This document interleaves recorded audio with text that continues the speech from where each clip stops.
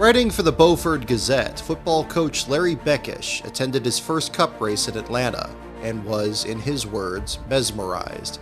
The sensation of power and excitement was incredible, he wrote. When the engines fired, the cheers from the stands almost matched the roar from pit row.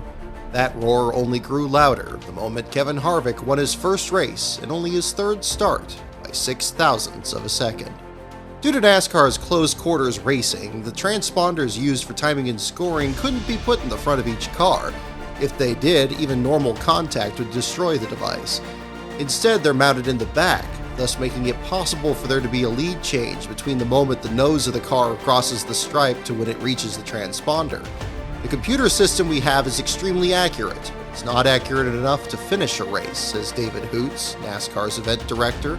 We go back to the videotape and close finishes. For all the excitement of that Sunday, some drivers still leave upset.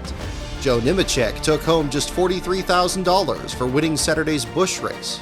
Wonders where the billions in TV revenue was going. Dale Earnhardt Jr. says his top 5 finish in the Cup race was spoiled by Tony Stewart, who dropped the debris that cut down his right front tire. I don't know what was wrong with the 20 car, he says, but he drove around out there about 50 miles an hour dropping stuff everywhere. It cost us a good finish. Just like Rockingham, the Winston Cup portion of the Darlington weekend will be compressed into 2 days, with qualifying in the opening practice set for early Saturday. NASCAR made this change to offset the newly expanded schedule from 34 to 36 races, giving drivers more time off. The same schedule will be used at Dover in June. Drivers are split on whether they like the change. Those running up in the points like Rusty Wallace and Johnny Benson are in favor of it, but those further down like Terry Labonte and Mike Wallace are not. More than anything, the hope is to simply get in all the racing.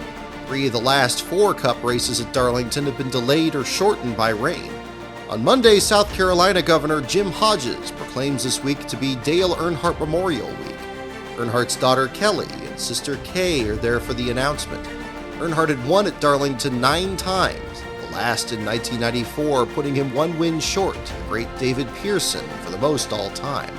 Perhaps this gesture will keep the storm clouds at bay.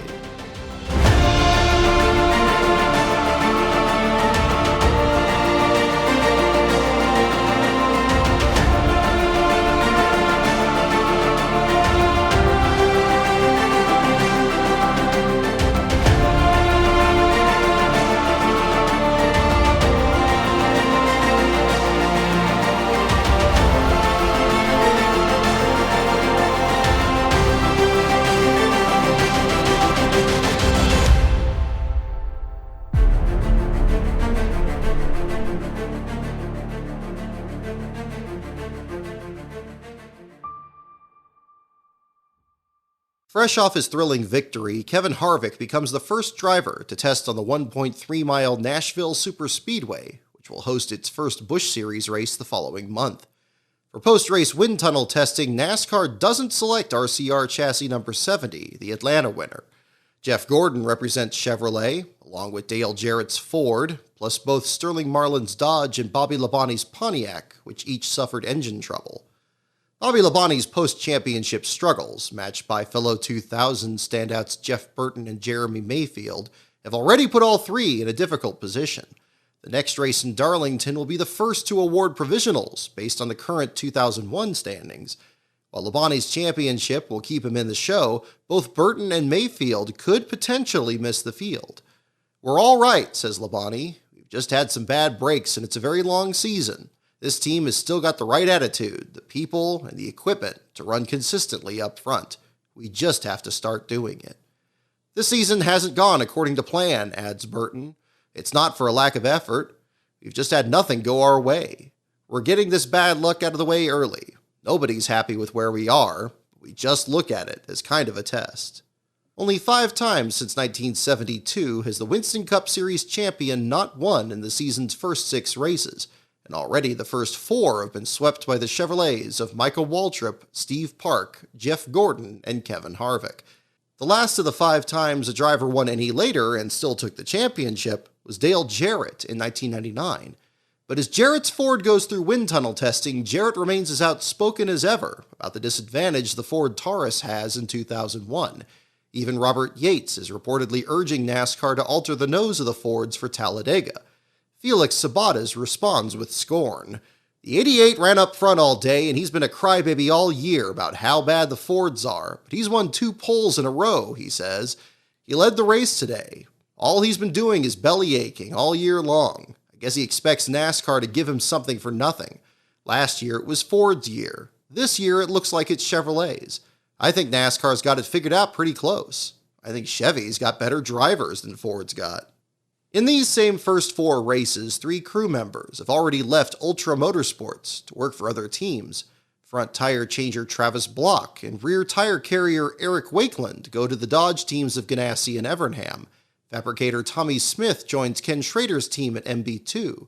Perhaps part of the allure at MB2 is a secret wind tunnel his teammate Johnny Benson's MBV team has been using in Ottawa.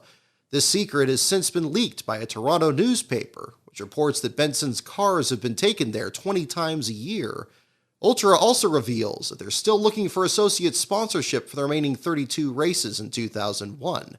Brett Bodine also has sponsor openings on his number 11.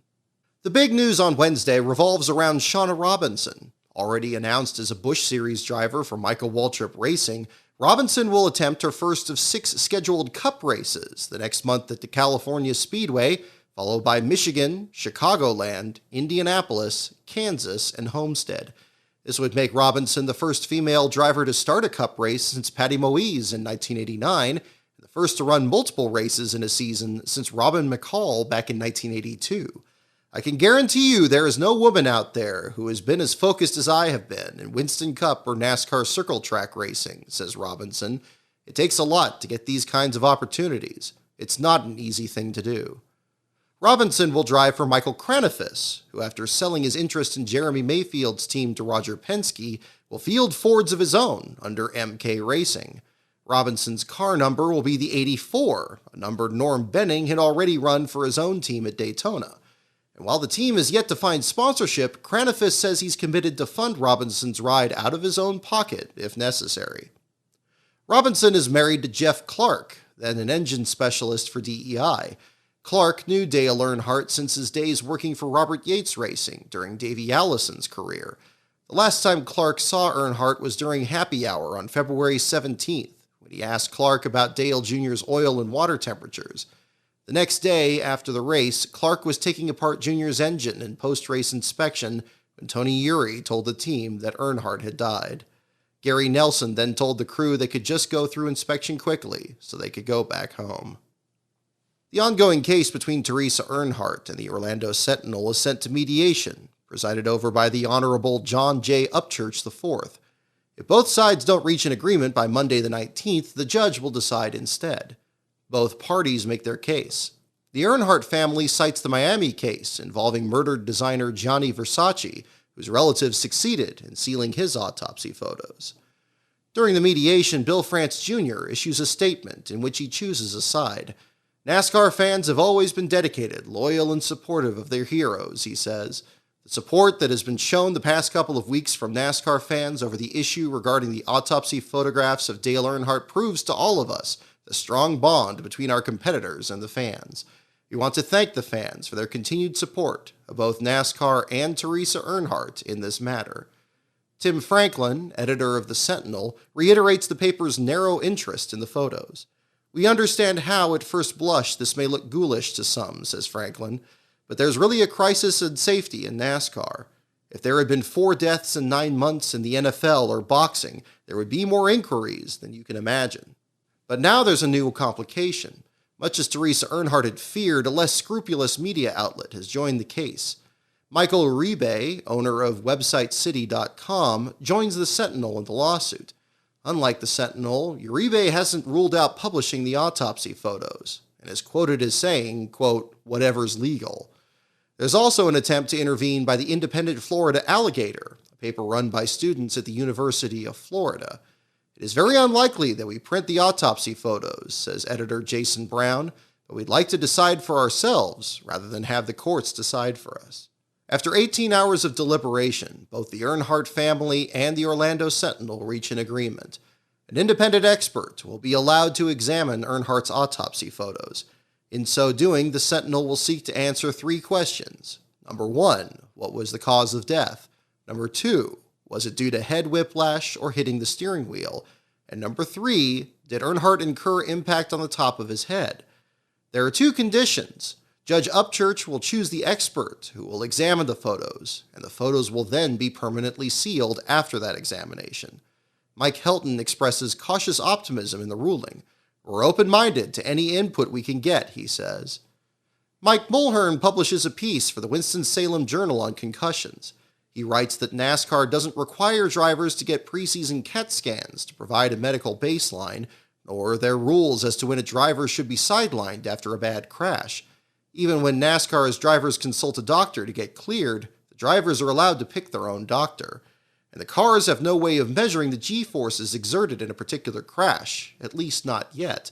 There's a rumor that NASCAR is considering creating an onboard device similar to a black box on aircraft, one which can be used to reconstruct accidents from telemetry. It's still not clear who will take Dale Earnhardt's place in the International Race of Champions. In 1993, Terry Labonte took over for Davey Allison after his fatal helicopter crash, and earned enough points for Allison to win the title posthumously. An announcement is planned for the following week. It isn't the only announcement that's in the works. After Childress's America Online entry suspended operations in February, the rumor is that current Busch Series point leader Jeff Green will make between 5 and 7 cup races in the car, starting with Fontana in April. Childress doesn't confirm the rumor, but doesn't deny it either. Green also tries to keep it a secret. The last 3 years of the Busch Series, I've told myself I'm never going back over there to Winston Cup if I don't get an opportunity in select cars, says Green. Childress has one of those select cars. We'll see what happens. This once again bumps out Rick Mast, who remains with Midwest Transit Racing. Coming into Darlington, Mast lands new sponsorship from Blair Corporation, or Blair.com, a catalog and direct mail marketer for apparel and home products. For the rest of 2001, as part of the sponsorship agreement, a portion of the funds sold through a proprietary link will be donated to the Carolina Foundation in Dale Earnhardt's honor. The formal announcement that Green will drive the number 30 is expected at Bristol. The same weekend, Roush plans one of their own. Roush Racing President Jeff Smith says he anticipates a sponsor announcement for both Kurt Busch's number 97 Cup car and Chuck Hosfeld's Truck Series entry. Smith doesn't confirm the rumors revolving around the Newell Rubbermaid Company, or Sharpie pens made by Sanford. But again, the writing is literally on the wall. Bristol will host the rebranded Sharpie 500 as its night race that August. NASCAR cancels a planned press conference to announce updates on the Earnhardt investigation, and instead holds a safety briefing. In it, they make the following 4 statements. First, there will be no changes to the aerodynamic rules for the following month's race at Talladega. They will run the same package as at the Daytona 500. Second, NASCAR supports the Earnhardt family, keeping autopsy photos private, but does want their own specialist to look at them first. It's not clear whether this expert will be the one selected by the judge, nor Dr. Villanueva proposed by the Sentinel. The next day, Helton will make the surprising statement that he's already had a specialist look at the photos. Volusia County spokesman David Byron is confused, saying he's not even aware that NASCAR requested to see the photos. It's possible that Helton is instead referring to photos publicly available, not the autopsy photos from the Sentinel case. Third, NASCAR confirms the rumor that they're working on a GPS-based black box system for the cars that will be used to recreate accidents. Autoliv, the world's largest automotive safety supplier at the time, says that a data box that could be used to pull crash data from stock car crashes is already under development. And fourth, there are still no plans to mandate the Hans device. As to the Hans, Helton says it, quote, could create an environment that is actually less safe than what it is, but it doesn't stop us from finding out everything we can to establish the best possible deal. He qualifies his statement by saying, quote, the Hans device has been in our sport for some time. It's not something that we forbid the guys to do. It's not something we've ignored. On this same day, an article by Rick Minter lists 38 safety-related rule changes NASCAR had implemented since 1994, starting with mandatory roof flaps. Around this time, Steve Meal, then the team manager at DEI, examines Earnhardt's broken belt and concludes that its failure caused Earnhardt's death. Humpy Wheeler still wants to learn more about how it failed. What I'm looking for is the cause of the belt breaking, he says. That's what everyone is concerned about. Did the seatbelt break before the wreck, or during the wreck, or after the wreck? The seatbelt breaking, there has to be something real bizarre going on there, because that just doesn't happen. The breaking point is about 5,500 pounds, and you simply can't put 5,500 pounds in a wreck in a Winston Cup car. Safety is the number one problem facing us today, and everybody in this business knows it. And like I said a week ago, that problem has got to be solved. And I stick to that. This problem has got to be solved. It's not just the problem of Earnhardt. It's that we've also had other problems in the last 9 months, and we've got to solve this problem, because this is a sport, and we've got to keep the guys healthy. Humpy isn't the only one intrigued by the belt. The discussion reverberates through the garage. Sterling Marlin comments about the seat Earnhardt ran in his car.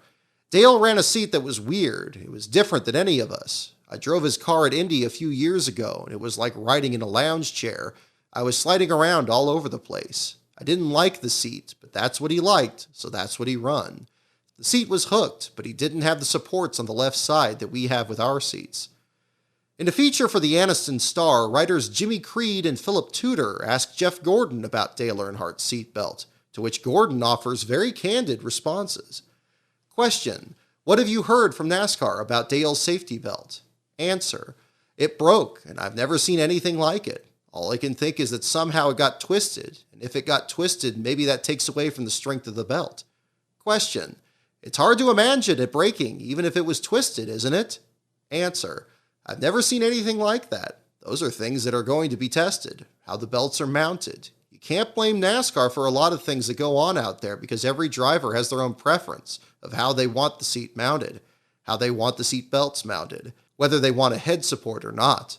I think NASCAR looks at how they have it mounted, and they say, okay, this is how you want it. We think this is safe.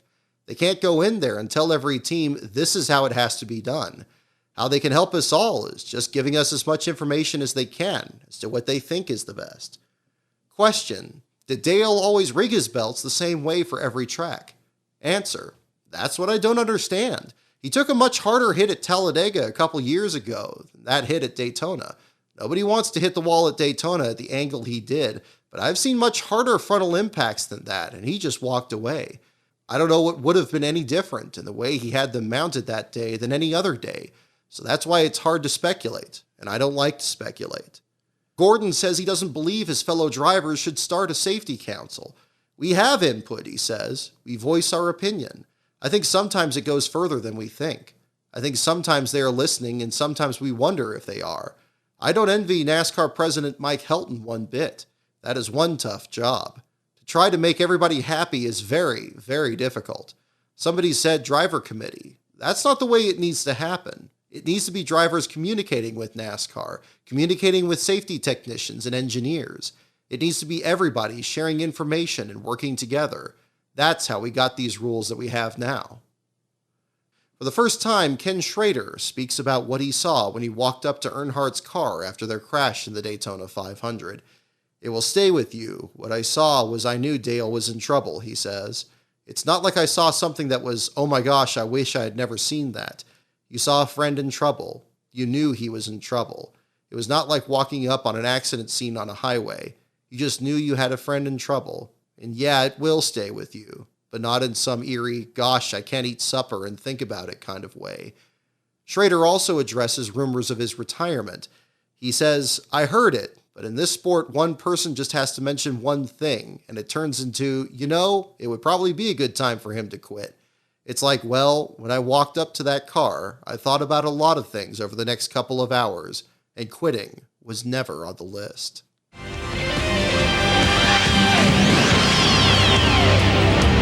And Fox Sports Net welcomes you to Darlington, South Carolina, where it looks like a beautiful day for racing and getting ready for the Carolina Dodge Dealers 400, which you'll see Sunday on Fox. A thick fog covers Darlington on Saturday morning. When NASCAR finds it won't clear until after 10 a.m., the decision is made to cancel qualifying to allow for practice instead. This sets the field by the rulebook, which again just happens to be set by 2001 points for the first time. Thus, after just taking the point lead in Atlanta, Jeff Gordon will start on the pole alongside Dale Jarrett.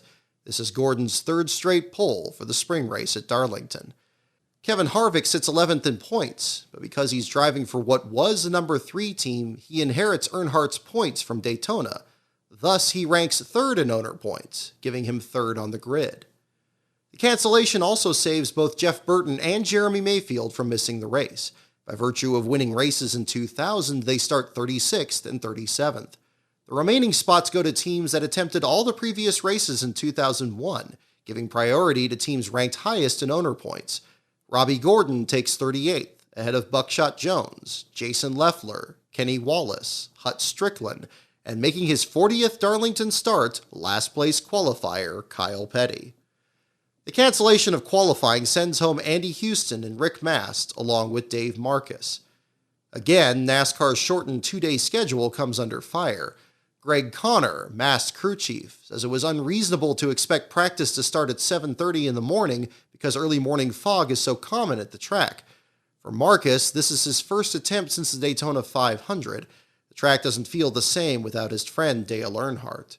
"We were talking about it in Daytona," said Marcus. He said, "Why don't you quit driving that race car and do some more hunting and fishing?"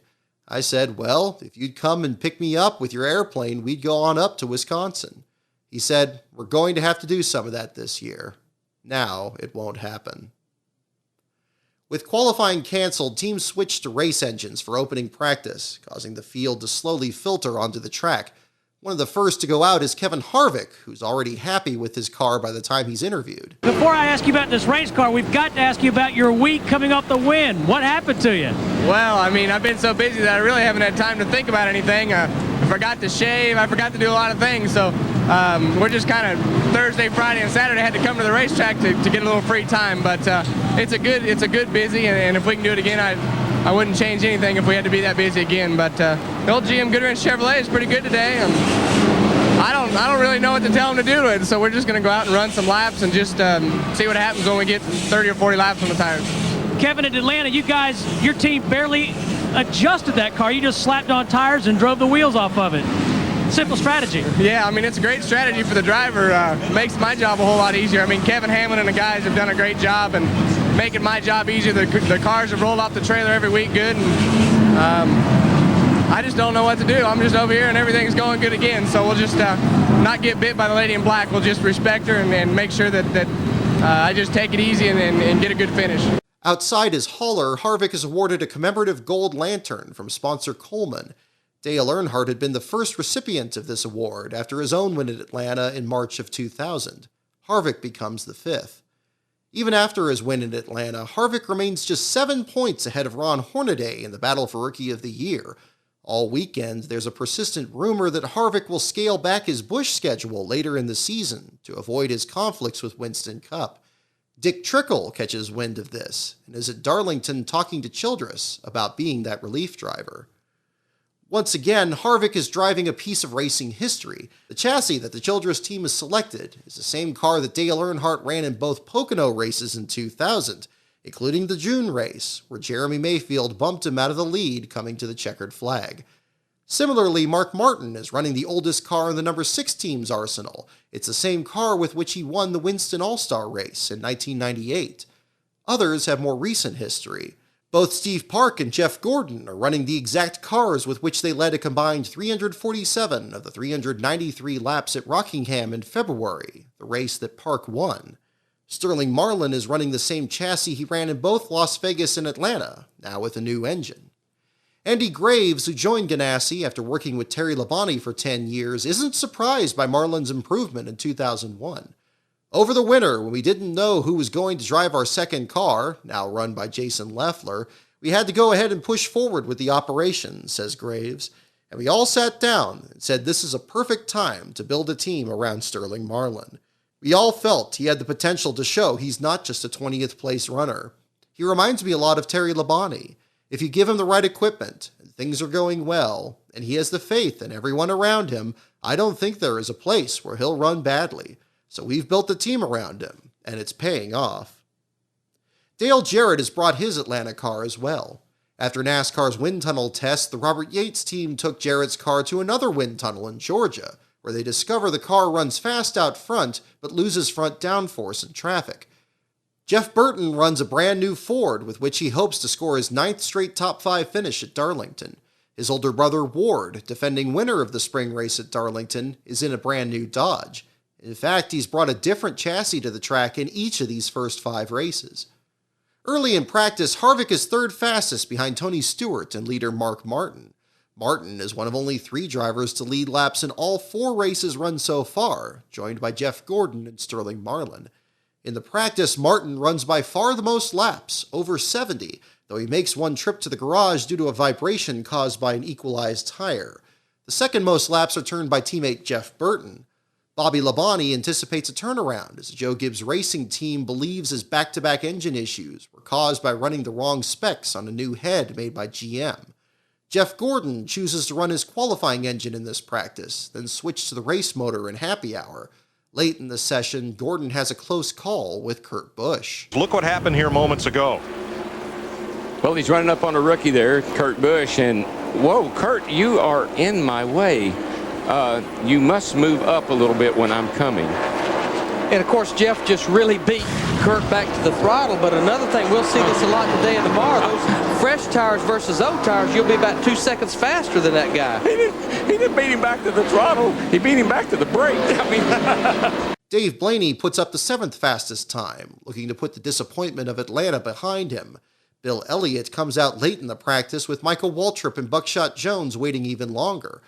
Waltrip's crew chooses to wait until happy hour to put miles on the race engine. One of the season's early surprises has been Robert Presley, who despite late race issues in Atlanta, still arrives at Darlington 17th in the point standings, 190 out of the lead. Team sponsor Jasper Engines and Transmissions pays for a sponsored article in the Evansville Courier and Press describing Presley's accomplishments. As it happens, the Indiana-based company had become the official remanufactured engines and transmissions provider of NASCAR. I guess there are some people who are really surprised or wondering what we're doing, says Presley, but I honestly think we're on the same track we were last year. The only difference is that at Daytona this year, we missed the big wreck.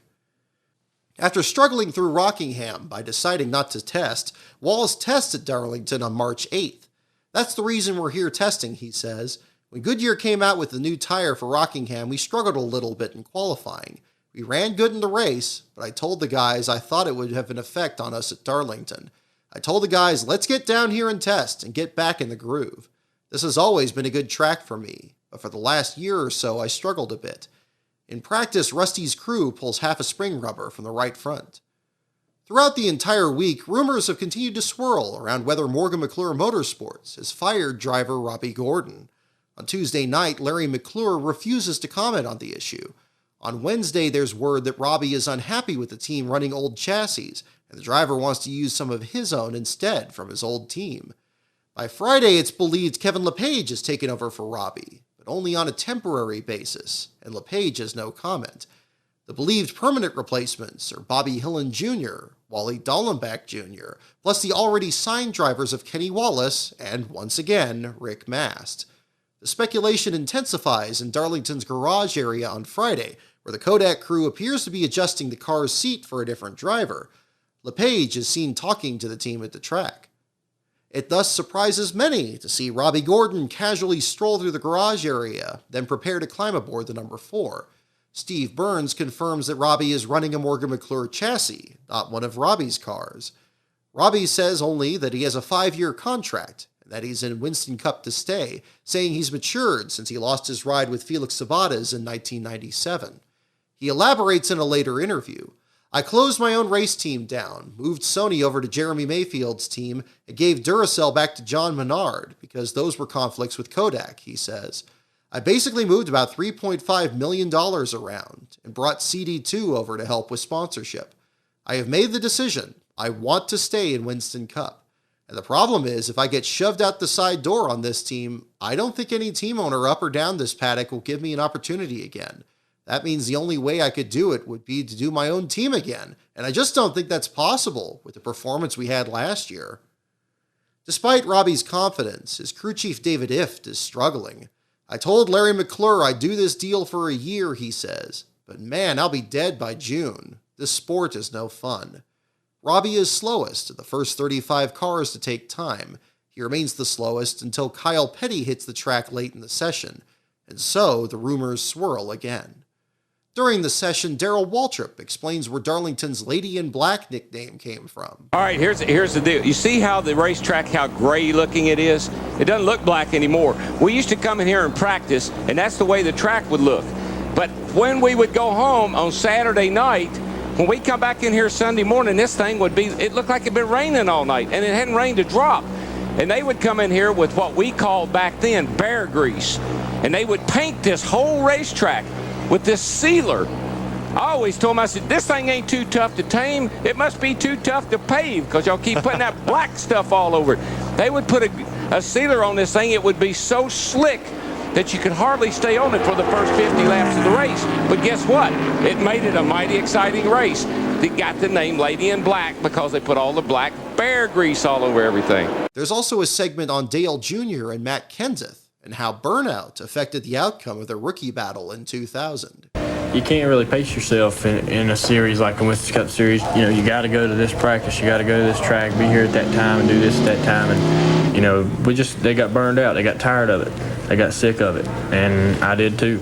Well, it's a mental thing and a physical thing, especially for the guys in the shop. They're working 3 or 4 days a week in the shop, and then they're gone, 3 days throughout the weekend, and they're gone all the time. For the drivers, it's probably more mental than anything else, just knowing week after week after week, you keep going and going to different racetracks. Unlike the Cup Series, the Busch teams do qualify. Ryan Newman wins the pole with a new track record of 170.301 miles per hour. Newman is anxious to prove himself at the track where his hero Jeff Gordon will start on pole that Sunday. "I'll always remember watching Jeff Gordon win so many times at Darlington," says Newman on Wednesday. "It's really neat for me to see someone who came from the same background that I did do so well." Spotting for Newman atop the press box is his mentor, Buddy Baker. Starting alongside Newman is Todd Bodine, who this week carries sponsorship from Seiger's Hairdressers on the Buckshot Double Zero. Even after scraping the wall on the final lap of the previous race at Atlanta, Todd remains as big a story as ever. His old Busch team has nicknamed him Bowshot, and Billy Jones's team is now looking to keep Todd through the March 31st event at Texas, plus April's race in Talladega. The improvement has also lifted the spirits on his Cup team at Haas Carter Motorsports. "There's a little renewed vigor in the team," says Travis Carter.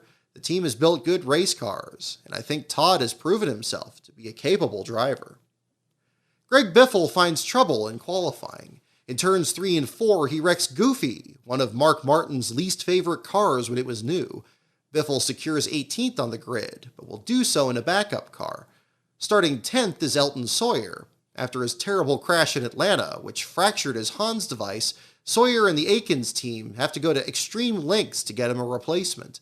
When the replacement Hans couldn't be delivered in time, Harry Jones, an employee at Aikens Ford, leaves early Friday morning to pick up the Hans from its manufacturer in Georgia.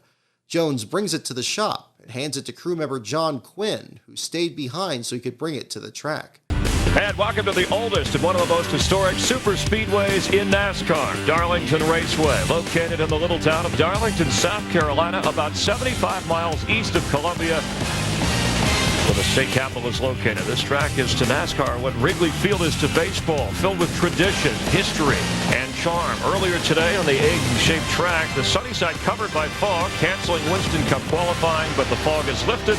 We have a 200-mile Busch race live from the legendary track coming your way. Just like Rockingham, Darlington's Busch race sees a short field. Brad Baker's team withdrew earlier in the week, one of 6 from Atlanta to not make the trip, leaving a grid of 40 drivers for 43 available spots. Among those rounding out the field is All-Pro Series driver Ron Young, who's making just his second career start. Not among those in the field is Glenn Allen Jr., who after 113 starts from 1992 through 2000 struggled with sponsorship and ownership issues so much that he returned to the Midwest to run ASA. According to reports, NASCAR's decision to mandate 630 horsepower engines in the Busch Series, an increase from 540 in the past, has resulted in an added $750,000 expense for all Busch teams. This expense, combined with a lack of sponsorship, caused a dozen teams to shut down. Andy Petrie, who's still searching for sponsors for his Cup team, predicts this will lead to short fields in Winston Cup and calls for a 100 horsepower reduction in their own engines to offset costs. There are still 3 new teams in Darlington's Busch field, most notably Dead Marsh's team from the NASCAR Busch North Series. In lieu of running the Northern Tour, Marsh has brought his team down south, putting Rockingham winner Steve Park behind the wheel of his number 31 Wheeland Chevrolet. But on the grid, where Jeff Green stalls after flooding the engine, Park's car won't fire at all. The team lifts the hood and finds a carburetor is stuck. With one good whack from a hammer, the issue is fixed. But while Park briefly retakes the 15th spot on the grid, NASCAR sends him to the tail of the field for unapproved adjustments. Green flag, we're racing at Darlington.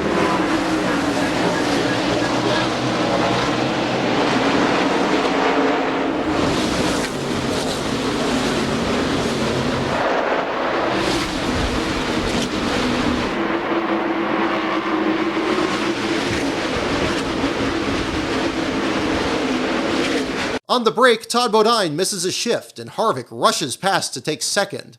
Coming off turn 4 to complete the first lap, Larry Foyt crosses the nose of Gus Wasson, putting Foyt hard into the inside wall in yet another early race tangle. On the lap 6 restart, Harvick bumps Newman, and Todd retakes the second spot, but Harvick chases him down. By lap 17, both Todd and Harvick have tracked down Newman, who's reporting a vibration. The battle intensifies. Todd Bodine tried it. See what happens when you don't make it? The guy sitting back there behind you will take that spot away from you because you lose your momentum. And here comes Todd crossing over, Darryl, just like you said. Yeah, there's the pass. That's what Darlington's all about. It's like a chess match. You make a move, okay, I'm going to make another move, and it's who makes the best move. Todd finally clears Newman on lap 23, and Matt Kenseth now battles Harvick for position. Todd looks to score his 3rd win of the season, at first at Darlington, where he's finished 5th 4 times. Joining this battle is the Dr. Pepper car of Bobby Hamilton Jr., who this week is one of the fastest cars in practice. As the green flag stays out, Randy LaJoie bounces off the wall in turn 3. On lap 33, Chad Little, who's quietly taken 10th in points for Base Motorsports, makes an unscheduled stop for a vibration. Back on track, Harvick works over second-place Newman as Hamilton and Kenseth stack up behind. Harvick gets to the inside in turn 3, but nearly opens the door for Hamilton in the process. Kenseth tries to do the same to Hamilton, but he now has to deal with Kenny Wallace. On lap 43, Todd leads by 4.2 seconds, but now over Harvick, who along with Kenseth kick Newman back to 4th. Behind Newman is now Jeff Green, who's gotten around Hamilton. Whoa, Kenny Wallace.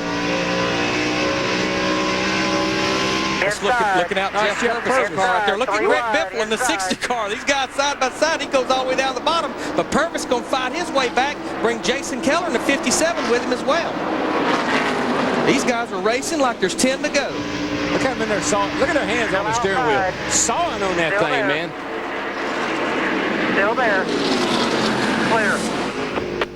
From Jeff Purvis's MBNA cam, a hard, fast charging and fast closing Greg Biffle. This is a battle now for 15th position right here. As Newman struggles, Greg Biffle's backup car comes to life, climbing to 15th. Kevin LePage makes an unscheduled stop, his crew pulling a spring rubber from the right front. Randy LaJoie hits the wall a second time and also comes in. LaJoie has a new front tire changer and carrier, but both let a wheel roll away into Harvick's pit stall. Both LaJoie and LePage are burned by the second caution, which comes out for a piece of metal debris on the apron of turn 3. By now, Kenny Wallace has climbed to 2nd behind Todd. Todd leads the field down pit road, hoping his own new crew members don't let him down like the last group did at Vegas and Atlanta. It is a 4-tire change. Let's go to Dick Berggren. Todd Bodine has got a new front tire crew as well. Bobby Wilson is the carrier.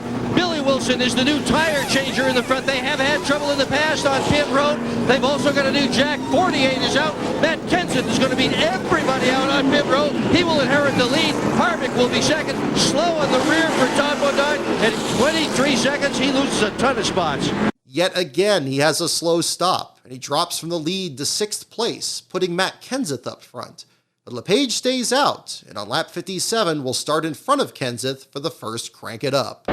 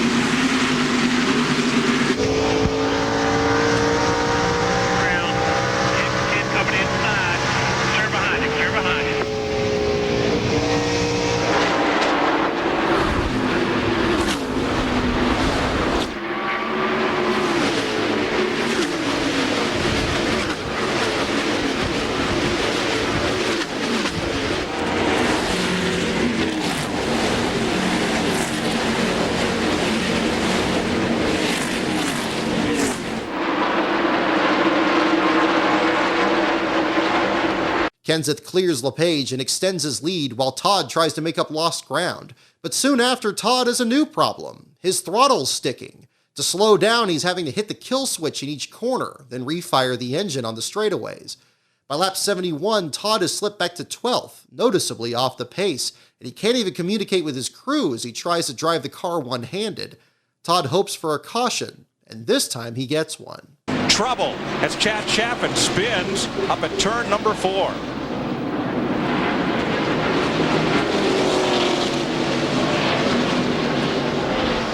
There's David Green, also involved. We're under the third caution of the day at lap 75. After a slow pit stop of his own dropped him back to 20th before the last restart, Ryan Newman bumps Chad Chaffin into a spin, sending the 25 into David Green. Todd comes into his pit stall, where the crew discovers the throttle is hanging on the transmission tunnel, forcing a crew member to climb through the passenger side. Todd returns to the track, makes a second stop to change tires, just as Kevin Grubb has a lengthy stop for an issue with his fuel inlet. Steve Park drops from 16th to 26th after a slow stop of his own.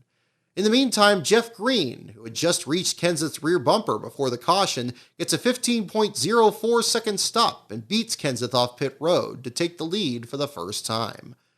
On the lap 80 restart, Kenseth quickly takes the lead from Green. Further back, Todd Bodine says his throttle is working again, and he muscles Kelly Denton into the wall as he moves past down the backstretch. Jamie McMurray holds down the 9th spot, but his vision's blocked by a half-pulled windshield tear-off. Kenny Wallace takes 4th from an impressive Mike McLaughlin, who's racing in memory of his late father, who died the previous year. On this St. Patrick's Day, he's wearing his father's favorite green socks. This same week has seen an article featuring McLaughlin's crew chief Tim Schutt, who at the time is the only black crew chief in the Cup or Busch Series. Schutt had been recommended by Tony Stewart, who raced him in sprint cars, and he's since worked his way up from McLaughlin's front tire changer.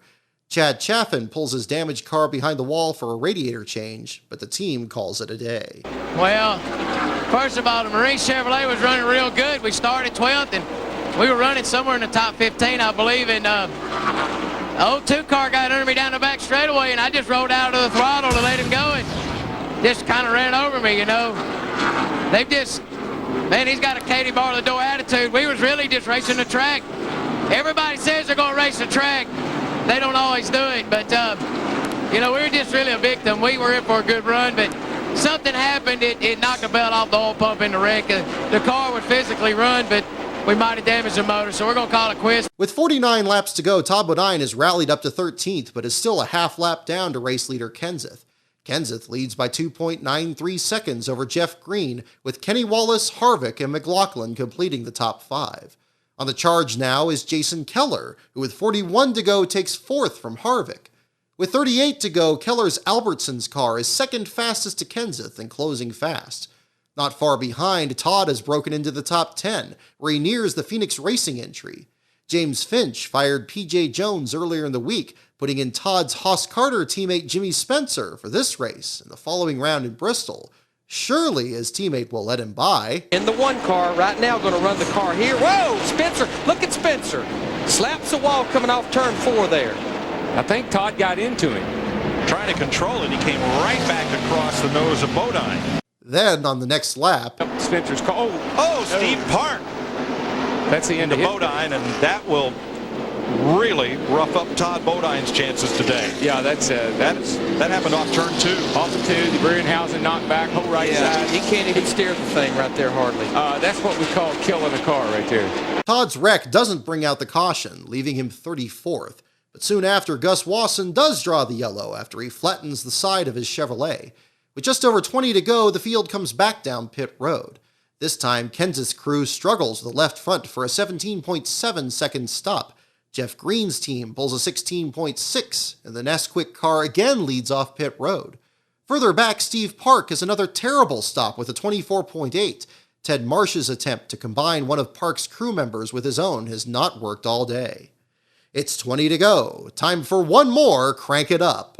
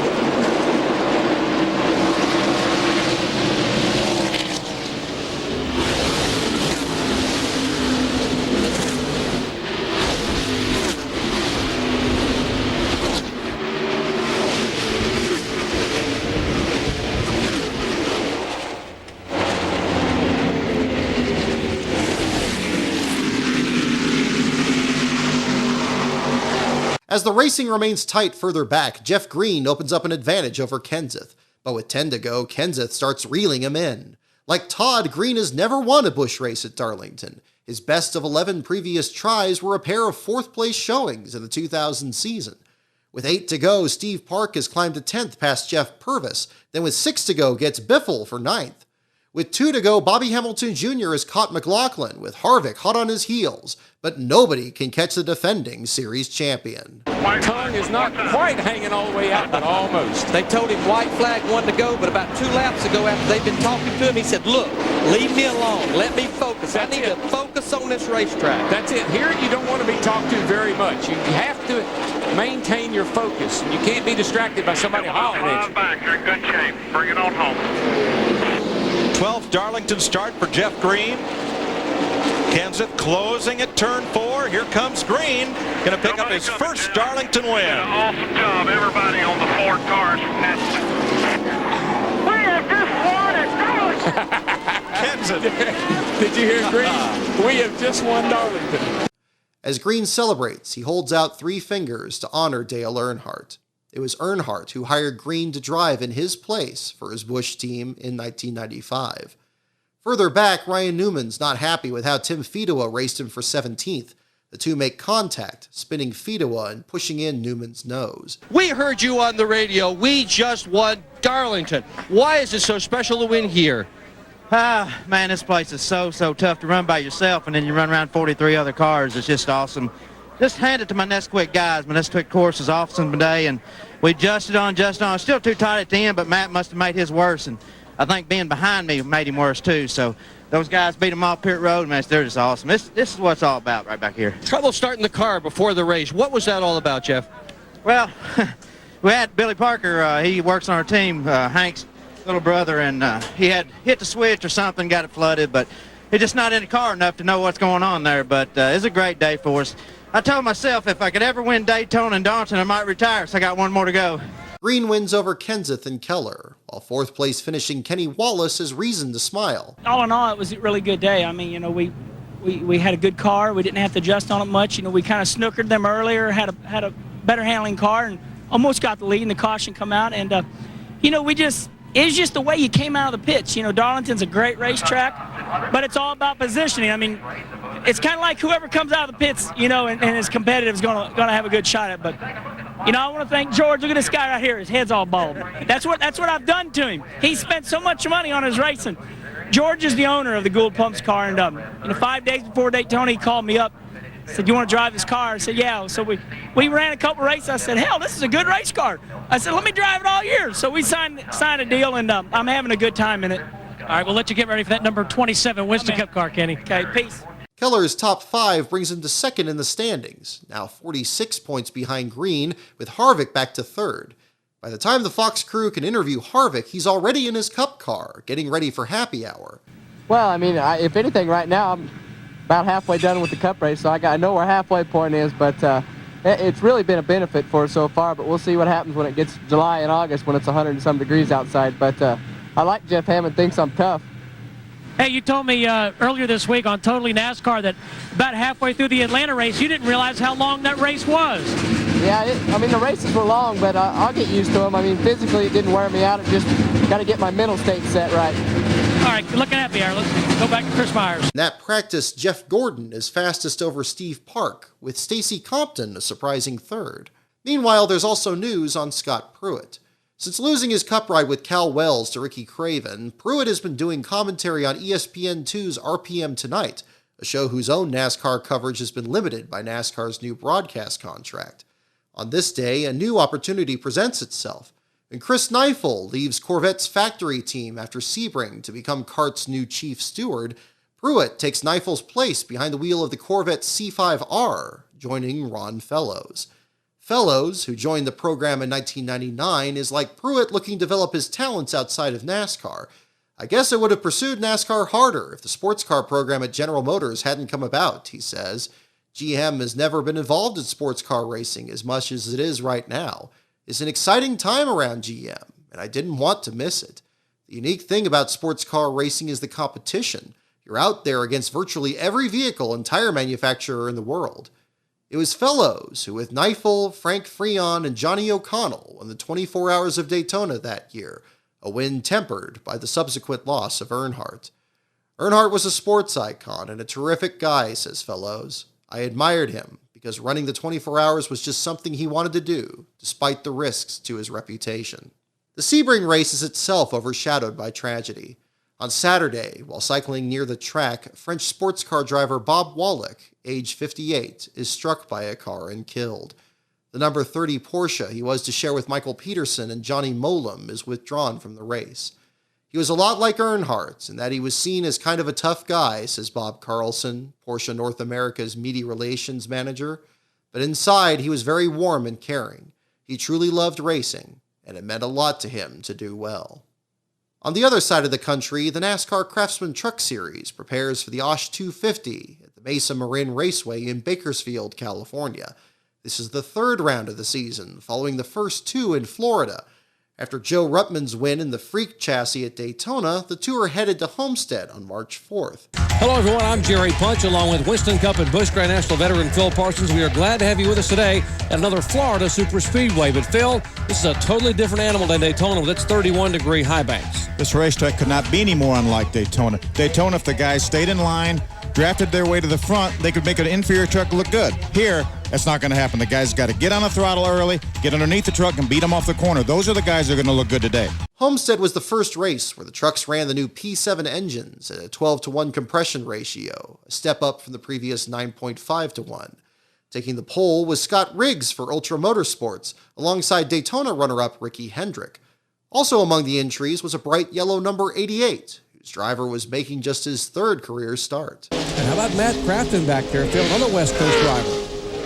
You know, they were running together along with Billy Bigley in the 75 truck, along with Rick Crawford there, the 14 truck left of your screen, now center of your screen. And, Matt had that spin, but he's worked his way back up to 12th and on the move. Matt Crafton in the 88 truck here. That's the yellow and white number 88. The 2000 Federal Southwest Series champion. Remember, Kurt Busch was the 1999 Southwest Series champion. You saw what he did here in the NASCAR Craftsman trucks a year ago, coming on board, finishing second in the points and winning the Rebecca's Rookie of the Year title. Crafton, very impressive. He is a second-generation driver as well. His dad, Danny Crafton, ran 10 years in the Southwest Series.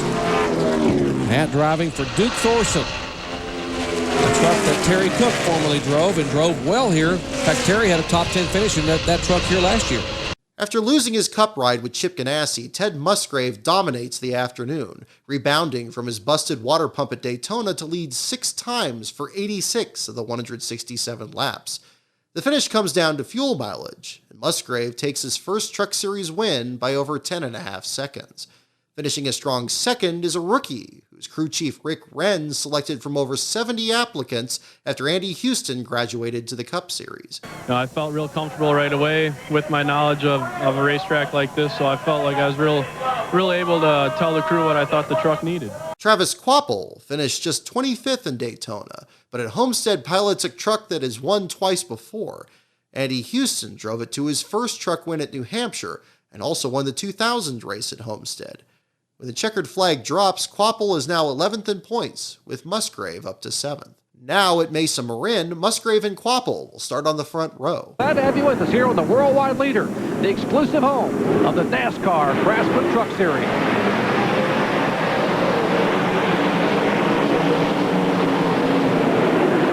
On the break, Musgrave stays ahead of Kvapil, while Lonnie Richardson trails smoke around the track. Richardson, who Dick Bear had helped get his start in racing, is about to be black flagged when the first caution falls on lap 4. This is for Jason White, whose first career Truck Series start takes a detour after he spins down the backstretch. West Coast regular Steve Portengay goes behind the wall with an electrical issue.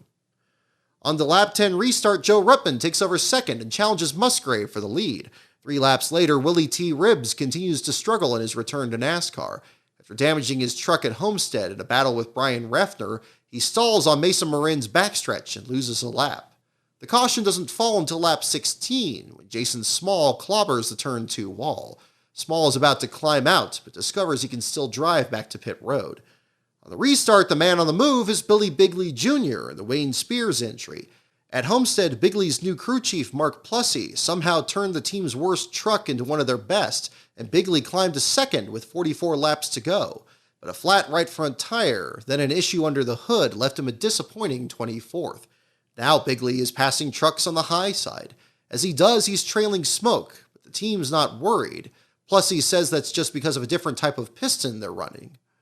Musgrave leads the first 42 laps of the race, until Ruttman finally gets by on lap 43. For Ruttman, this truck also has a nickname, Goober, which won 4 races in the 2000 season, 3 with Ruttman and 1 with Bobby Hamilton. Willie T. Ribbs brings out another caution for spinning and stalling in turn 2. This caution splits the strategy as Musgrave and Quapple pit, but Ruttman stays out with Jack Sprague and others. Ruttman keeps the lead on the restart, but has a mirror full of Sprague when the caution falls for David Donahue, who stalled in the grass after contact from Jason White. Donahue's truck started the race with damage on the left rear quarter panel from an earlier incident in Happy Hour. Even though Musgrave has already pitted barely 10 laps earlier, he comes in again, saying he's having trouble keeping his truck in the bottom lane. On lap 81, Sprague starts to push off the corners, opening the bottom lane for third-place Dennis Setzer in the Dollar Motorsports truck. Setzer is without his crew chief Bill Engel, who is rumored to be looking into a career in television. Now calling the shots is chief mechanic Todd Myers, who previously worked with TKO Motorsports. By lap 86, Setzer is still yet to clear Sprague, but both have now caught Ruttman, who has yet to use any of his 3 sets of fresh tires. Bigley has climbed to 4th. The battle for 5th is now between Musgrave and Quapple. Jason White's adventure continues when he crosses David Donahue's nose entering turn 3, putting the 16 in the wall. On lap 106, Musgrave is dispensed with the rest of the top 5 and now slips past Ruttman into the lead. Setzer soon passes Ruttman for second, doing so with such ease that he thinks the number 46 is on fresh tires. In reality, they both run the same number of laps, and Setzer has just managed his tires better.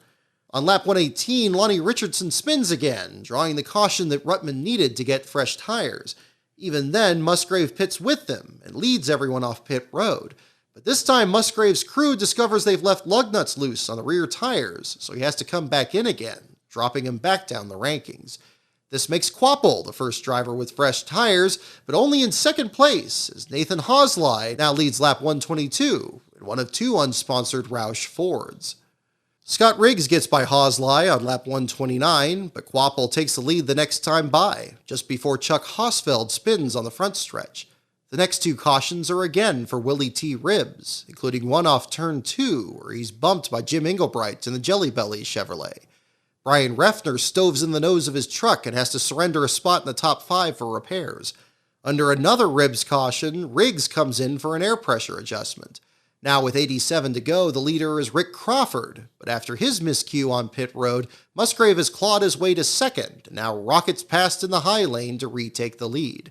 Coy Gibbs is running a strong 4th, but traffic is all around him. With 78 to go, Setzer is back to second, but Quapple is trying to take it away. Lance Norrick spins, but doesn't draw the caution flag, so Musgrave's lead stays at 1.66 seconds. Setzer holds off Quapple for second, but then with 61 to go...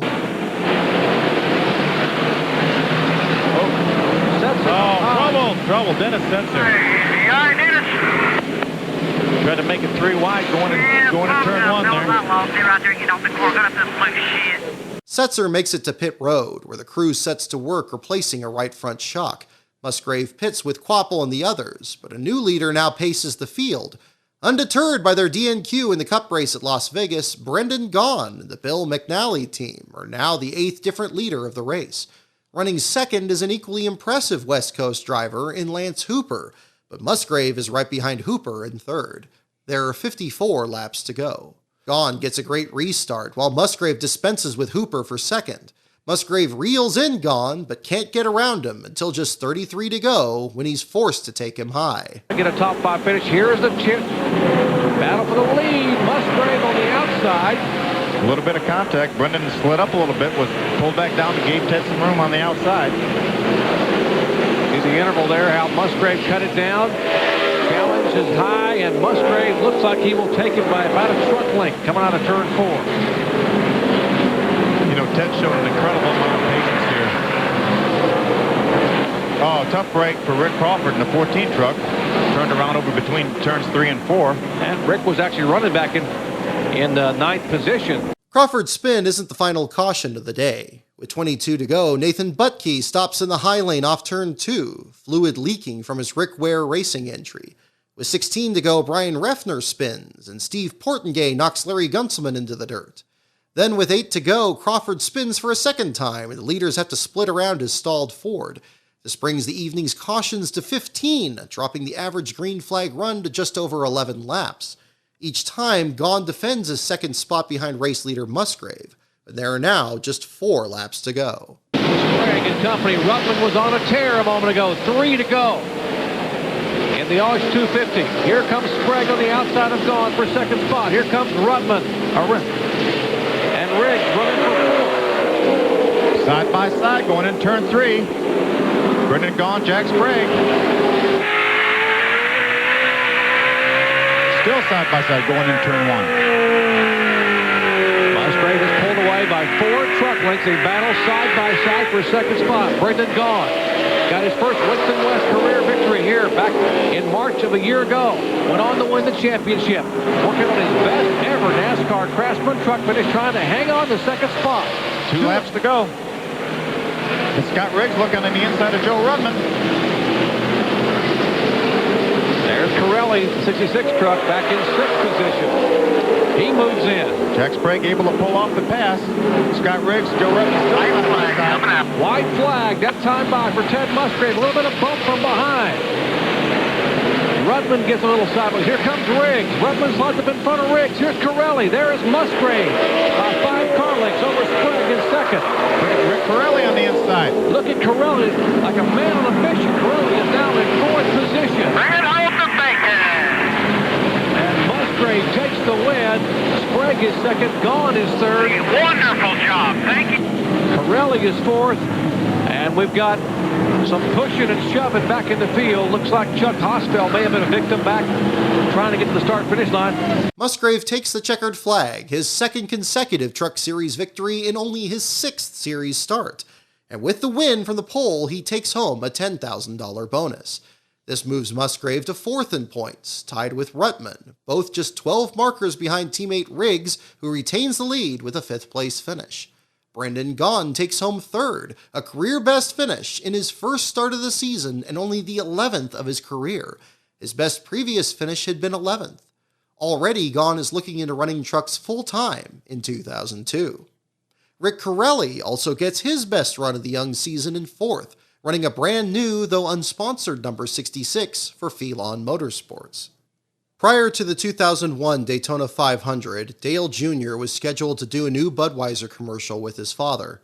Sometime after the accident, Budweiser reached out to Jr. about what he wanted to do, and gave him complete creative control.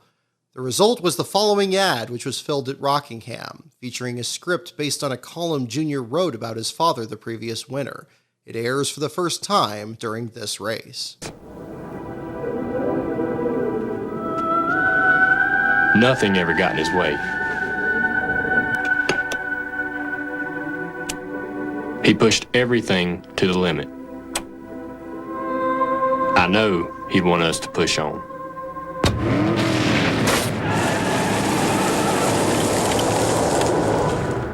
Darlington's reputation is well documented. Buddy Baker once said of the Speedway, "It's the type of racetrack that reminds me of a motorcycle. As long as you treat it with respect, you've got a pretty good friend. Then if you try to stand up in the seat, you'll find out how rough it can get. Sometimes you don't even have to stand up and she'll get you." On this weekend, David Newton writes that since 1990, drivers had only completed 85% of the scheduled laps at Darlington, the second fewest behind Dover. To finish is one thing, to win is something different entirely. In its 93 previous races, there have been only 39 different winners. Ready to go rock and roll almost 200 miles an hour. We're ready to rock and roll. Who's doing? Jeff Gordon. Jeff Gordon, baby. Number 8, baby. Oh, yeah. Number 8. Kevin Harvick. Michael Walter. He's going to do it this time. It's going to be Jerry Nadeau. Dale Earnhardt Jr. Terry Labonte. Dale Jr., baby. Woo! Even more viewers are watching this race. Just this week, NASCAR broadcasts have expanded to the U.S. military through the Armed Forces Radio and Television Service, which at the time broadcast races to 800,000 servicemen and women in 170 countries, including 100,000 sailors and Marines on U.S. Navy ships. During the pre-race segments, viewers learn more about the Atlanta winner. You actually play a lot of video games. You collect vintage video games. What's your favorite, by the way? I like Galaga. I mean, it's just an old 1981. Yeah. I was playing it the other night at the Pizza Hut with the kids. I'm sorry to hear that. It really is. But you credit your hand-eye coordination for video games that actually helps you drive the car. How so? Well, I mean, it's just something where you got to use your eyes and your hands and do a lot of the NASCAR racing on the computer, and just really more than anything gives you an excuse to do something fun. I thought Gallagher was the guy through watermelons. Gallagher. No, that's a different. We got to get him. You talk about the computer games. Has that helped you learn some of the racetracks? It did. Last year, I had never been to Dover, so I got this NASCAR 4 game, and I'm helping these guys from Papyrus design this thing, and I go to, and it's so realistic. It's got the bumps getting into turn 1. It's got, it teaches you how to get on and off pit road, and I went there and we sat on the pole and should have won the race, but didn't. Should have. I know how we keep you tuned up then, so we can get ready for that second half. I never knew you could do all that. After the Reverend Hal Marchman gives the invocation and saxophonist Al Larson performs the national anthem, it's time for the Carolina Dodge Dealers 400. Green flag, we're racing at Darlington.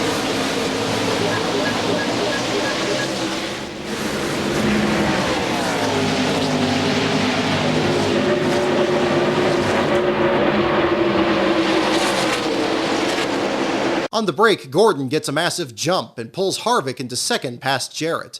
They remain the leaders for the silent lap 3, which is run under green for the first time since the tradition began.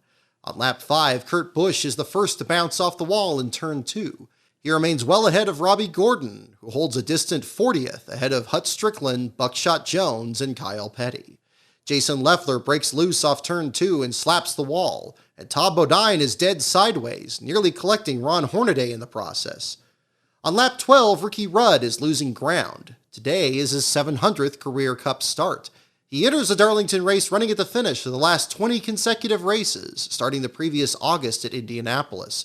Darlington marks his 613th career start, closing on Dale Earnhardt's total of 648. But for now, he loses 2 spots to DEI teammate Steve Park and Dale Earnhardt Jr. Both look to overcome bad luck from Atlanta. Park, an engine failure that put him last in that race, and Jr., a late race flat tire that took him out of the top 5. Up front, Gordon's lead is now 2.6 seconds, but Jarrett has retaken second from Harvick. Harvick now is a mirror filled by Sterling Marlin's silver Dodge. A few spots behind, Tony Stewart and Michael Waltrip bang doors. Robbie Gordon takes over last place with an unscheduled stop. By the 23rd lap, Jarrett has left Harvick behind, but still has a 3-second gap to catch Gordon. Despite leading every lap so far, Gordon says he's still a little loose coming off the corners and will need minor adjustments on his next stop. Behind Harvick is both Marlin and now Johnny Benson, who holds the 5th spot. Taking 6th is Rusty Wallace, whose decision to test is paying off. Though 7.5 seconds back in the lead, Rusty is told the cars ahead of him are falling back into his clutches. The gap closes further on lap 36 when Gordon catches lap traffic, bringing Jarrett right to him. This allows Rusty to catch 5th place Harvick, who clips the wall off turn 2 before Rusty makes the pass. More drivers make early stops. Jerry Nadeau has been losing ground and comes in so the crew can raise the track bar. Todd Bodine also pits, followed by Robbie, who has already made 2 stops in the first 41 laps. Buckshot Jones pits after he loses a lap. By then, the leaders find open track again, and Gordon opens his advantage over Jarrett. The first caution falls on lap 47 when Dale Jr. bounces off the wall in turn 4. He continues with what looks to be only cosmetic damage, but the crew discovers he's bent the lower A-frame, destroying the car's suspension. He's sent back out, but will run off the pace the rest of the day and finish in 34th. The leaders pit, and Gordon gets a slow 18.6 second stop as his crew has an issue with the left side. He falls to 5th as Jarrett now leads over Marlin, Park, and Rusty. But Jarrett's crew left 2 lug nuts loose, causing a vibration that sends him back to pit road. On the lap 51 restart, Jarrett is the last car on the lead lap around 30th place, and Sterling Marlin is now your leader. 3 laps after the restart, Park catches Marlin for the lead. Not far behind is Todd Bodine, who is trapped 2 laps down by Junior's caution. He's 39th, but for now keeping up with the leaders. Michael Waltrip starts losing spots, first to Harvick and then to Stewart. he soon finds himself in the sights of a surprising contender in Jimmy Spencer. After starting 23rd, Spencer has climbed his way to 9th and is now challenging Stewart for 8th. Up front, Marlin and Park's spotters work out a deal to let Park by with the condition that he give the lead back to Marlin after. But Park is so fast that he's still leading on lap 71 when the second caution falls. This time, it's Stacy Compton, who while racing Jason Leffler breaks loose off turn 2 and pounds the inside wall. On pit road, Park beats Marlin, and Gordon splits the two to take second. Rusty still holds 4th, his crew making several air pressure adjustments to keep up with the track. Further back, Jarrett has only climbed to 28th after his lug nut issue, but he gets a good stop, and the crew gets him out in 18th. On the restart, Jerry Nadeau nearly wrecks trying to get his lap back from Park, and Todd makes a challenge of his own. This leads to the first Crank It Up.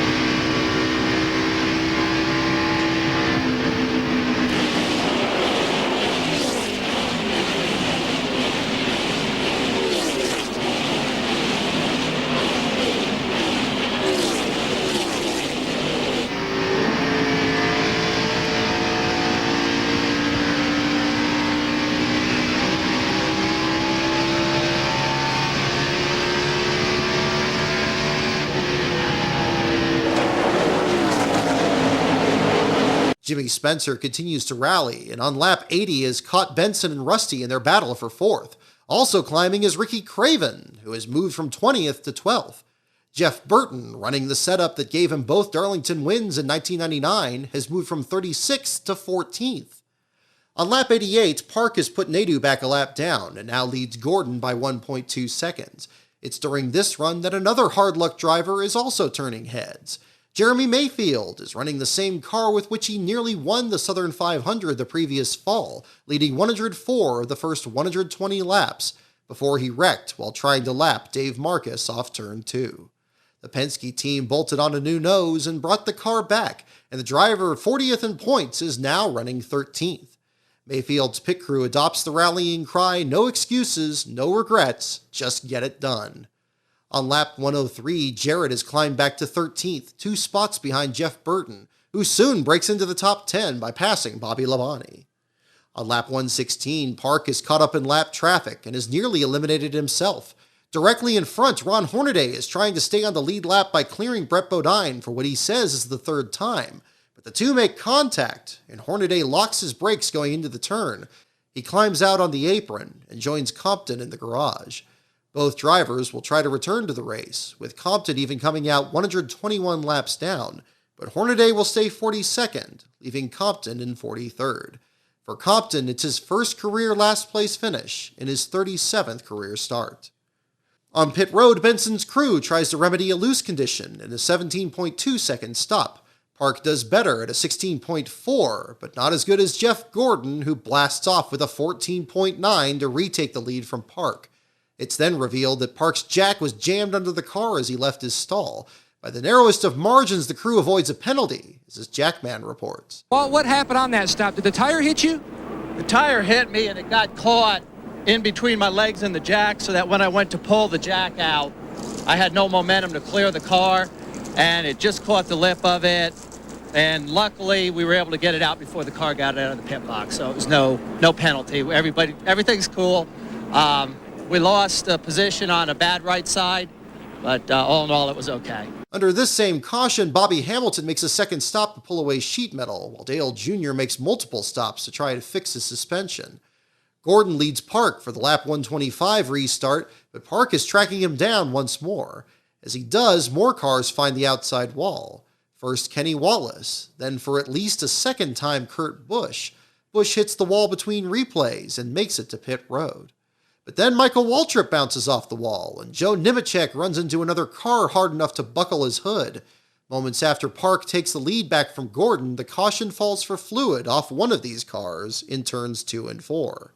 This time, Park and Gordon clock in near identical stops, but Gordon comes out ahead. Rusty pulls out to follow them, but doesn't see Tony Stewart is alongside. The two collide, and Stewart's car ramps onto 2 wheels, then slams back onto the pavement. Stewart makes a second stop, but the crew thinks the damage isn't serious. Rusty isn't so fortunate. Despite further adjustments, his car doesn't handle quite the same after the incident. Gordon takes the green on lap 141, where Todd Bodine once again tries to get one of his 2 laps back. Now there's another pleasant surprise. 1 week after finishing 14th in Atlanta, John Andretti received a new engine in his Dodge on race morning, and it's a good one. On lap 144, he takes the 11th spot from Harvick. On lap 147, Park retakes the lead from Gordon, and soon after dispenses with Todd's lapped car. Todd then loses touch with the leaders, and is soon passed by teammate Spencer, who is holding down 6th, 2 spots ahead of resurgent Mayfield in 8th. Another fast car is that of Dave Blaney. Now with red numbers on his Dodge, Blaney manages to keep pace with Gordon. But Blaney lost a lap earlier, and so runs a frustrating 27th. On lap 157, Rusty's damage from the tangle with Stewart becomes clear as Mayfield, then Jeff Burton, then Andretti all pass him for position. On lap 166, Dale Jarrett has clawed his way back to 3rd behind the dominant Park and Gordon, but Jarrett isn't happy with his tires and is soon in the crosshairs of Marlin. Marlin makes the pass on lap 167, and on lap 172, Benson drops him to 4th. As Jarrett patiently awaits the next caution, Park extends his lead and even laps Bill Elliott. The gap from Park to Gordon then increases to 3.022 seconds. Even after catching traffic, Park is able to rebuild his interval quickly, keeping it at 3 seconds on lap 183. On lap 183, Gordon makes an unscheduled stop. His car is overheating badly, the water temperature pegged at 290 degrees. The crew pulls at least 3 strips of tape from the upper grille and sends him back out. By pitting at least 10 laps outside his window, this actually messes up everyone else's pit strategy. Everyone else starts to pit, beginning with the Evernham Dodges. Harvick stalls his engine, but refires in time to complete a 17-second stop. Mike Skinner pits with Benson, followed by Busch, who grinds his way to a 30th place finish. Several more come in with 101 to go, including both Bobby Labonte and Tony Stewart. Robbie nearly misses the pit entrance. Rusty's crew raises the track bar. With 97 to go, only 4 drivers have yet to pit, and they now lead. Steve Park over Marlin, Spencer, and Craven. Gordon's water temperature sits at 250, and he has to pit again, the crew trying to force cool water into the radiator. As Gordon returns to the track, Jeff Burton makes an unscheduled second stop of his own. Burton's crew has let a tire roll away, which has forced him to serve a stop-and-go penalty, and thus Burton's first strong run since Daytona is ruined, and he falls off the lead lap, ultimately finishing in 18th. Park and Marlin pit with 94 to go, and Spencer leads a lap before also pitting. Craven tries to follow him, but he nearly spins on the apron and misses pit entrance entirely.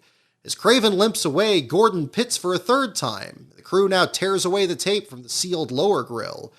With 90 to go, the leader is now Johnny Benson, who went from 5 seconds behind the lead to 4 seconds in front. Running second is Park, followed by Marlin, Mayfield, and Spencer in the top 5. 8 laps later, Gordon is now spraying water from beneath the car, forcing him to pit once more. With 77 to go, Buckshot Jones loses oil pressure due to a slipped belt and comes in for another one. He returns to the track, but the damage is done. His engine lets go, drawing the caution with 68 to go. By the time Buckshot secures 41st place, Gordon is in the pits too. In a last-ditch effort, the Hendrick crew is now mixing ceramic sealer with water, hoping it's enough to make it to the finish. He returns to the track 9 laps down, with only 3 cars out of the race. When the leaders pit, Johnny Benson has a terrible 23.4-second stop as his crew has to retighten lug nuts on the right rear wheel. He loses 7 spots. Marlin and Park remain fast, as do Jarrett and particularly Jimmy Spencer, who comes out second behind race leader Park. The restart with 63 to go happens during the commercial break, after which we get another Crank It Up.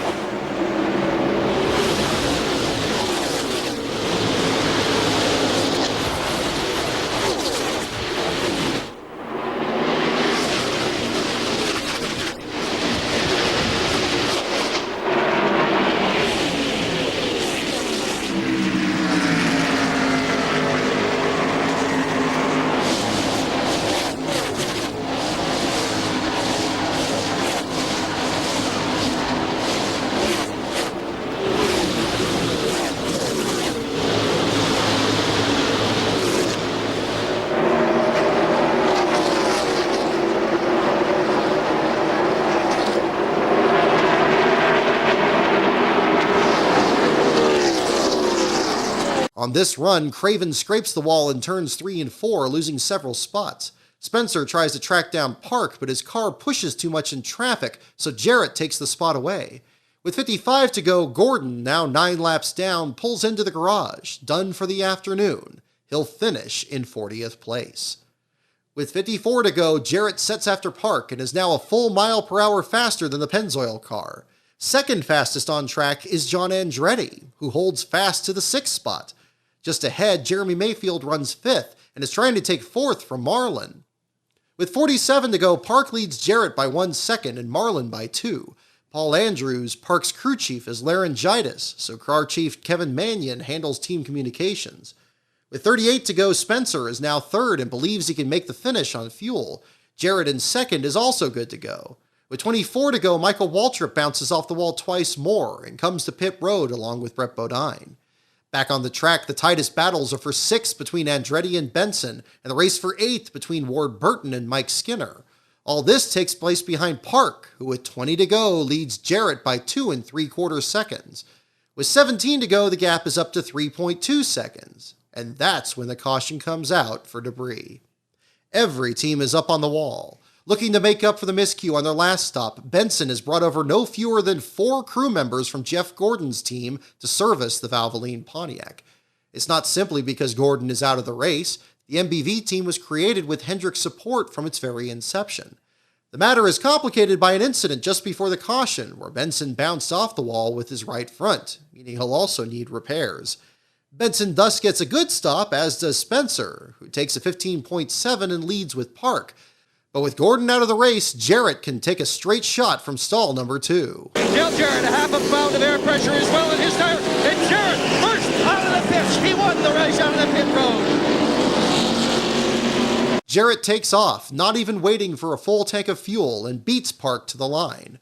Further back, John Andretti is fuming. He nearly collided with Mayfield, who he said had to be speeding. But no penalty is handed down, and Mayfield remains in the top 10.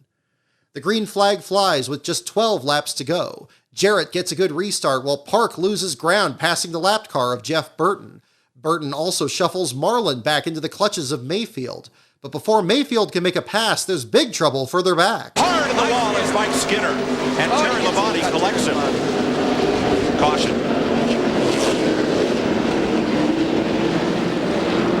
Mike Skinner took a wild ride. Oh, he's on fire. Remember, he's got a full load of fuel. They just had that pit stop. Come on, Mike, get out of there, buddy. I can't see it don't fire bad. I can't see it moving. He hit the wall a ton after sliding down to the apron and then going right back up to the wall. There he comes. I see He's out. There he is.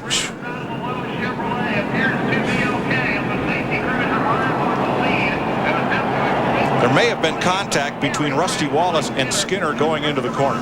If we just keep a camera on Skinner, we might be able to find out who hit him or if he hit somebody.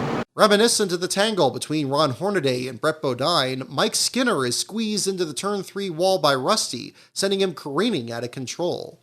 Skinner slams the turn 3 wall dead on with the rear of his car, then is hit in the nose by Terry Labonte. One report is that this impact, not the hit to the wall, causes Skinner's fuel cell to ignite. The Chevrolet engine has the fuel pump placed on the right front, a vulnerable spot in close contact racing. General Motors had proposed moving the pump, but NASCAR refused. Another source points out the aluminum check valve on Skinner's fuel cell was sheared off, so NASCAR looks into making the device crushable in the future. Miraculously, Skinner climbs from the car unhurt, still wearing his Hans, and finishes in 37th. Terry Labonte takes 38th. Taking home 39th is Jason Leffler, who drops out with handling problems around the time of Skinner's wreck. We finished about 20 laps down, so it wasn't a very good day today, he says. But I learned a lot. I learned that it's tough to stay off the wall. I got into the wall 3 or 4 times and once pretty good. We struggled with the car all day long. It was tight all day and never really got it freed up like we wanted.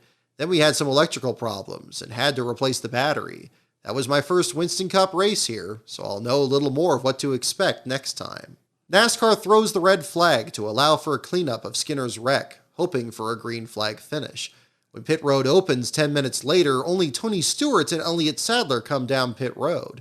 Neither will gain any ground, and they'll finish 16th and 17th. It's a single-file restart with 7 to go. Jarrett over Park. Waiting, green flag.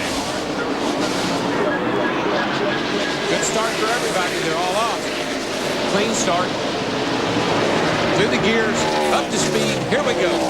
Whoa, Jeremy's under Sterling in the middle of 1 and 2. Battle for third right there. He's got the position off. Here comes Spencer.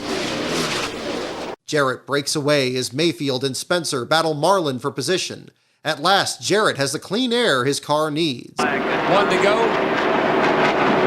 Keep her between the walls, and you got it made. Jarrett's car looks good, nice and smooth. Here comes Park. Jarrett gets he's a little soft off the two, but he can afford to be. He's got a nice lead. Mayfield going to hold off Spencer for third.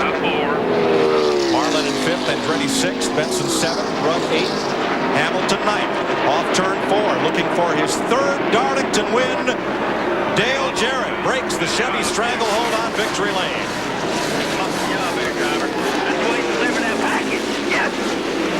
The win is Jarrett's third at Darlington, and the 25th of his career, putting an end to Chevrolet's winning streak for 2001. With the win, Jarrett now takes the point lead by 65 over both Benson and Marlin. Marlin's fifth-place finish is his best at Darlington since his win at the track in 1995. He, Mark Martin, and Jeff Gordon remained perfect in leading laps in each of the season's first 5 races, but Gordon's DNF drops him to 4th in points. Book on this place is you're supposed to race the racetrack, but after that first pit stop, you were all the way in the back and you had to pass everybody. How do you race the racetrack when you have to pass every car? Long way to go, and I knew we had a good car. I knew our pit crew is just incredible, and you know, what I couldn't make up on the racetrack, they were going to do in the pits. And I just had to tell myself to be patient and work on the car. Todd did a great job of adjusting. You know, the best car didn't win the race today, but that doesn't always happen. We've had the best car and not won. Steve Park had an incredible race car. Glad there weren't many more laps to go there, but made a nice adjustment there, and the pit crew got me out in front, and engine this thing's just incredible. So say hi to Kelly and the kids. They're at a basketball tournament. I hope they're doing as well as what we did here today. All right, congratulations on a great winner. In his previous 5 Cup starts at Darlington, Steve Park led just 1 lap. On this day, he leads 164, but not the one that counts. And the car was great. We just weren't set up for short runs, and DJ was. You know, he was pretty fast on new tires, and we were real fast from about halfway through a tire run on. So, you know, you give him away that way. You know, when a caution comes out late with 18 laps to go, we knew we were going to be in trouble, and then we pitted the leader and came out second, and that hurt us. We probably could have held them off when we were out front, but all in all, good day. I mean, the Pennzoil team, they've just done an incredible job. They've given me great race cars, great engines. Paul Andrews, Richie Gilmore, and Dave Charpentier, they're just doing a fantastic job. We just hate to give them away like this. Already, Park looks ahead to September and another chance to win in the Southern 500. While some are unhappy, many struggling drivers are overjoyed. Jeremy Mayfield takes home 3rd, his best finish since he pulled out a 9th in the Daytona 500. Steve may be disappointed, he says, but I'm tickled to death. I'm about as happy as I've ever been. With the year we've had to start with, to come here and finish 3rd is like a win for us. The finish alone jumps Mayfield from 40th to 28th in the point standings. Jimmy Spencer had never finished better than 11th at Darlington, and now claims a 4th, his first top 5 finish since Homestead the previous fall.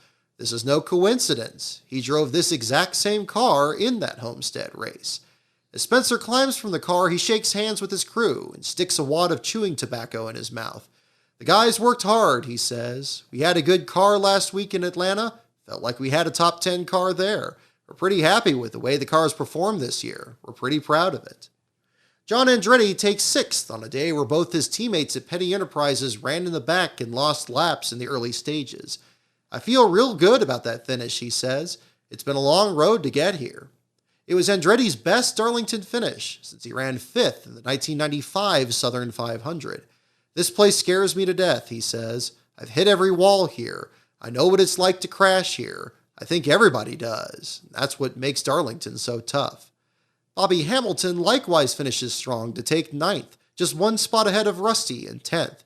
And although he never leads a lap 1 week after his Atlanta victory, Harvick still brings Earnhardt's Pocono car home in 14th place, the same position as his Cup debut at Rockingham. Next on the schedule comes the first short track race of the season at Bristol, where 30,000 fans are still on the waiting list for tickets. For those in attendance, it will be a race few will forget.